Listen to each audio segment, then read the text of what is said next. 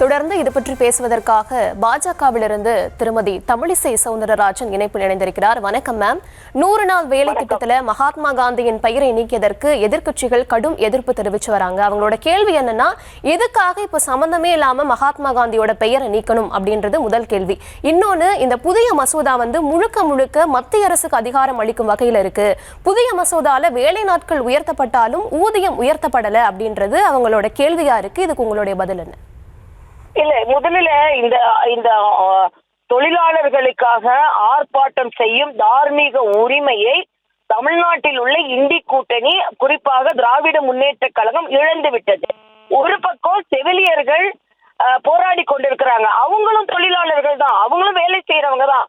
ஒரு பக்கம் அரசு ஊழியர்கள் போராடி கொண்டிருக்கிறார்கள், அவர்களும் பணியாற்றுபவர்கள் தான். ஒரு பக்கம் துப்புரவு தொழிலாளர்கள் போராடி கொண்டிருக்கிறார்கள், அவர்களும் பணியாளர்கள் தான்.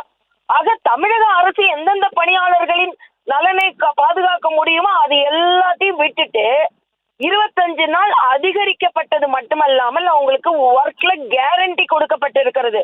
இன்னும் சொல்ல போனா கண்ட்ரோல் ஆஃப் ஆடிட்டர் சிஏஜி அறிக்கையில் என்ன சொல்லியிருந்தாங்கன்னா, இந்த 100 நாள் வேலைவாய்ப்பு திட்டத்துல ஊழல் மிகுந்த மாநிலமாக தமிழ்நாடு திகழ்கிறது. இன்னும் சொல்ல போனா இன்னைக்கு ஊதியத்தை பத்தி இவங்க பேசுறாங்க. அங்க பெண்களுக்கு குறைந்த ஊதியத்தையும் ஆண்களுக்கு அதிக ஊதியத்தையும் கொடுத்துட்டு அதிகாரிகள் ஏமாற்றினார்கள் என்று சிஏஜி அறிக்கை சொல்லுது.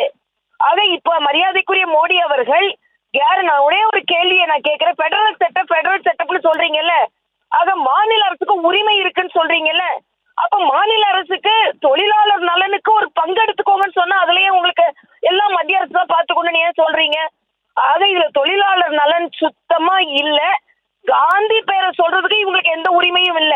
ஏன்னா எத்தனை பேருக்கு இவங்க யூபி அரசாங்கத்துல காந்தி பேரை எத்தனை திட்டத்துக்கு வச்சாங்க? இந்திய அரசாங்கம், காங்கிரஸ் அரசாங்கம் இருக்கும் போதே ஆரம்பிக்கும் போது காந்தி பேர் வைக்கல, அப்புறம் காந்தி பேரை வச்சாங்க.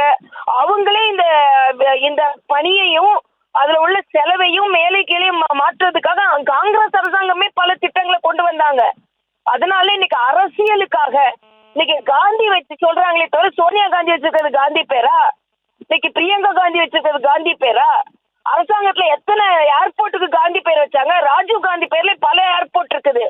அதனால திமுகவிற்கும் காங்கிரஸிற்கும் அதன் கூட்டணி கட்சிகளுக்கும் எந்த தார்மீக உரிமையும் இல்லை. நான் கேட்கிறேன், கம்யூனிஸ்டுகளை கேட்கிறேன். இன்னைக்கு அங்க போய் துப்புரவு தொழிலாளர்கள் போராடிட்டு இருக்காங்க, அரசு ஊழியர்கள் போராடிட்டு இருக்காங்க. உங்களோட நிலைப்பாடு என்ன? தொழிலாளர்களுக்குன்னு சொல்றதுல உங்களோட நிலைப்பாடு என்ன? அதனால முற்றிலுமாக இந்த திராவிட முன்னேற்ற கழக கூட்டணிக்கு பணியாளர்களை பற்றியும் ஊழியர்களை பற்றியும் பேசுவதற்கு எந்த தார்மீக உரிமையும் இல்லை. 150 நாள் ஆக்குவேன்னு சொன்னாரு, என்ன ஆக்குனாங்களா? இணைப்பிலிருந்து உங்களுடைய கருத்துக்களை பகிர்ந்தமைக்கு நன்றி மேம்.